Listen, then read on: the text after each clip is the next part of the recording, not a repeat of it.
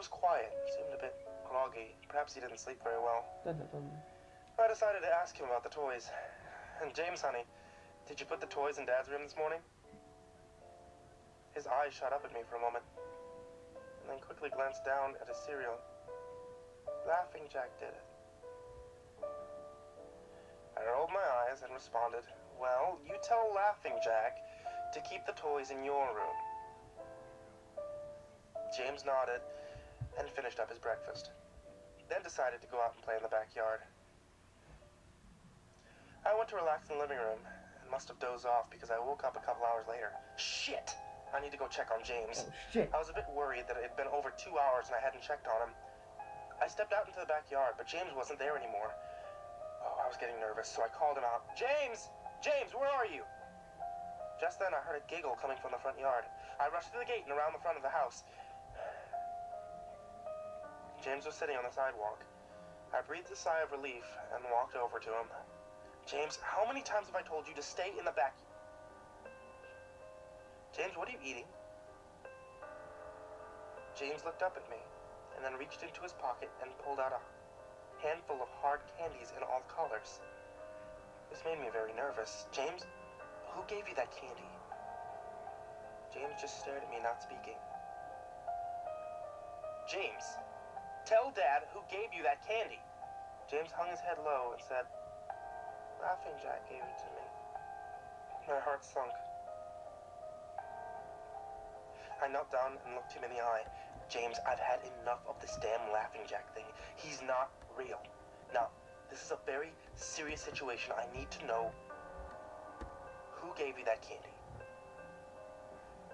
I could see my son's eyes tearing up. But Dad, Laughing Jack did give me the candy. I closed my eyes and took a deep breath. James had never lied to me, but what he's telling me is impossible. I made him spit out the candy and throw the rest away.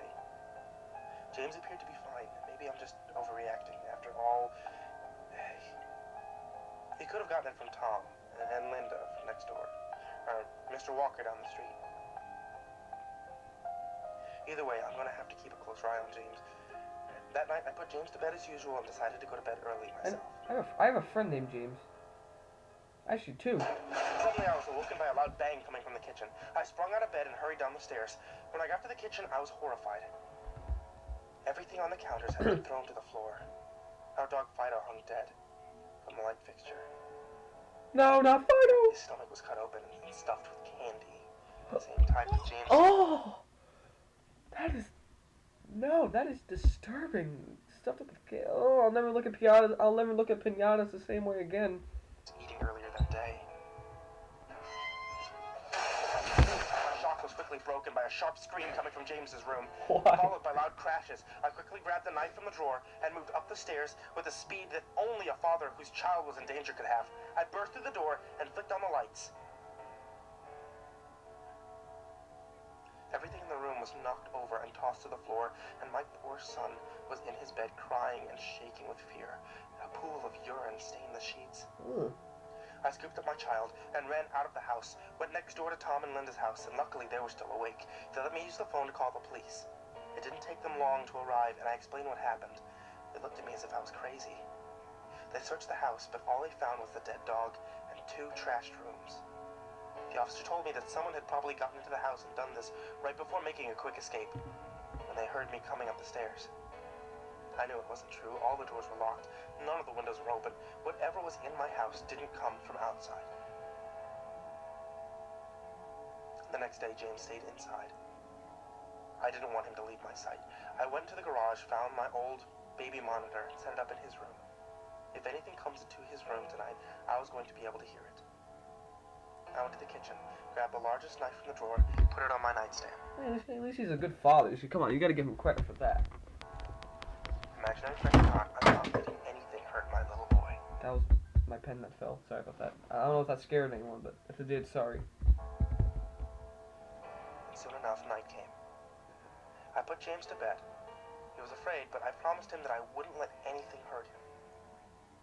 I tucked him in, gave him a kiss, turned on the nightlight, and before closing the door, I whispered to him, Good night, James.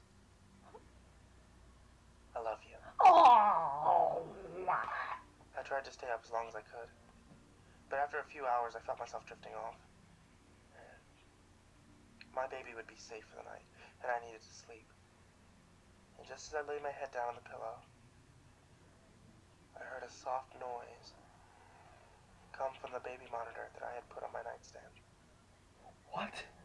At first it sounded like interference, like the kind a radio would make. Then it turned into a soft moan. Was James asleep? Then I heard it. I know what it is. The late night show. The laugh from my nightmare, that horrible laugh.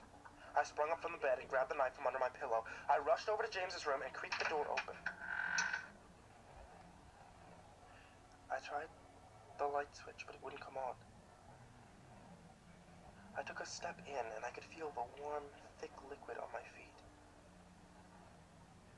And suddenly James's nightlight came on and I could see... What? I could see the absurd horror laid out in front of me. Don't tell me he's dead. Don't tell me he's dead. James's body was nailed up on the wall. The nails pierced through his hands and feet, and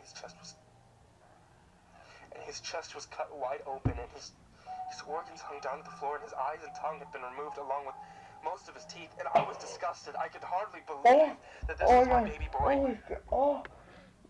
Oh my god, I can actually imagine that. Oh my god. Oh, this is, okay, this is the new number one right here. This is way worse than Squidward Suicide. This is the new number one. Holy shit. Then I heard it again. That soft, desperate moan.